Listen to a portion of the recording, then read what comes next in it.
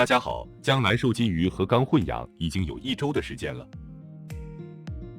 这1周以来，虽然没有大的问题发生，不过也是小有困难。最让人感觉意外的是，居然出现了一个缸霸，他单枪匹马，笑傲江湖，无鱼能敌。扯远了，后面再介绍这个缸霸的风采。先来说说混养了蓝瘦金鱼后，现在鱼缸面临的3个问题。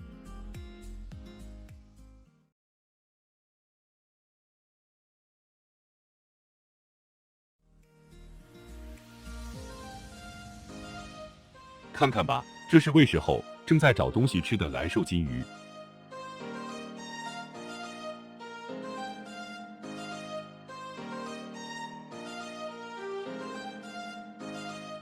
真不清楚它们这种进食方式和拆家有什么不同。好在本人现在的鱼缸不是用水草泥做底沙的，要么估计会被它们整个翻起来。可是鱼缸底的沉淀物和鱼便就经不起这样折腾了，都被搅动起来了，飘在水中。直到蓝瘦鱼安静下来，这种情况才有好转。可能有朋友会说，喂它们上浮型的鱼食啊。是的，如果喂上浮型的鱼食会好一些，不过根本上还是解决不了问题。为什么这么说呢？因为不管什么样的鱼食，总会有一些散落在鱼缸底。现在鱼缸底并没有大颗粒的鱼食，感觉蓝瘦鱼享受的是找鱼食的过程，而不是结果。我去发现混养蓝瘦金鱼的目的也是这样，过程的重要性大于结果。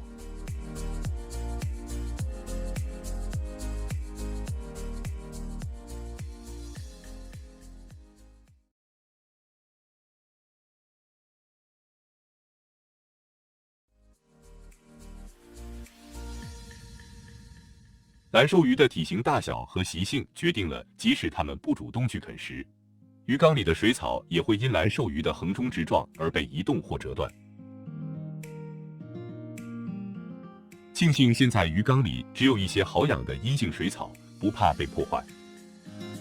相反，正是由于有了这些蓝瘦鱼的存在，水草会随机的移动位置或者改变形态，这让鱼缸每天都会有新感觉。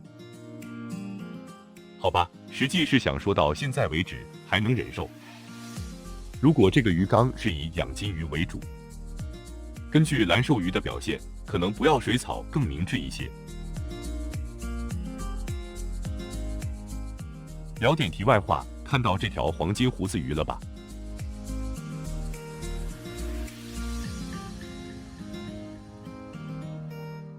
这家伙已经有3年多的鱼龄了，平时很少露面。自从蓝瘦鱼合缸以后，它出来的时间就多了。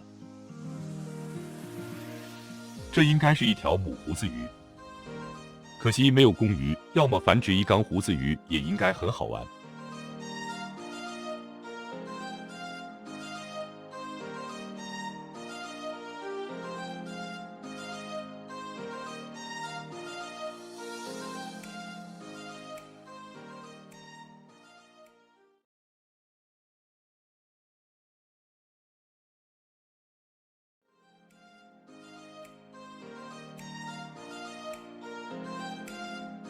在混养蓝瘦金鱼之前，已经考虑到水质保持会有压力，实际情况也是这样的。蓝瘦鱼不仅能吃能排，还太能搅水，这导致平时开过滤的时间翻倍，才勉强维持现状。即使这样，仔细看鱼缸的水中也是有小颗粒漂浮着，不再像没有蓝瘦时那样，水质是真正清澈透明的。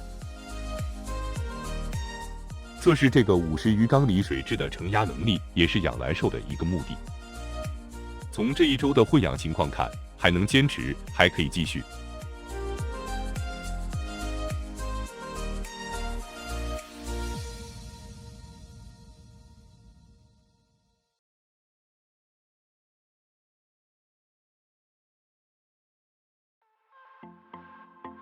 大家不会想到出现的钢坝是这条孔雀鱼吧？不清楚什么原因，它连续几天对来兽鱼无差别攻击。看着小鱼追着大鱼咬的画面，就感觉很搞笑。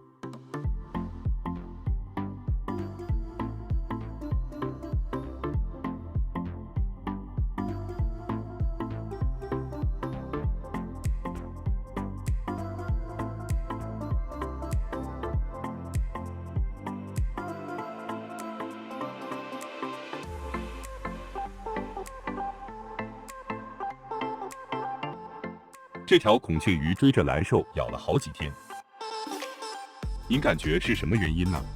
欢迎留言讨论。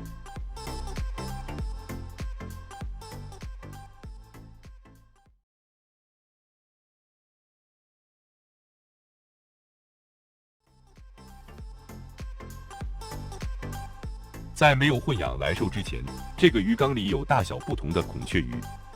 泰国斗鱼、黄皮鱼、米奇鱼和一条胡子鱼，虽然也很杂，但是体型大小上是差不太多的。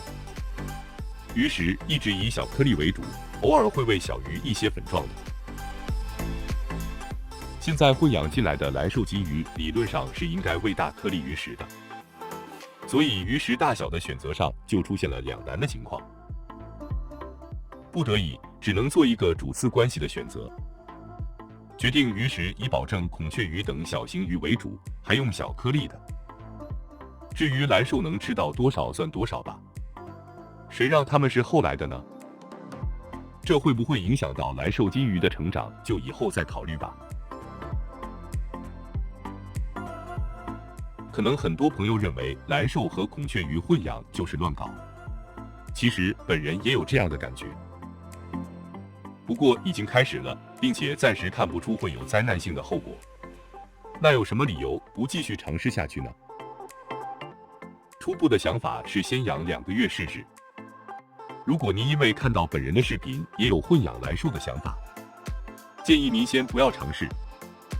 2个月以后，如果视频中50的鱼缸没有大的问题发生，也许能说明这种混养有一定的可操作性。本期视频到这里就要结束了，如果喜欢请点个赞，这对我很重要，感谢。山高水长，天涯未远，咱们下次再见。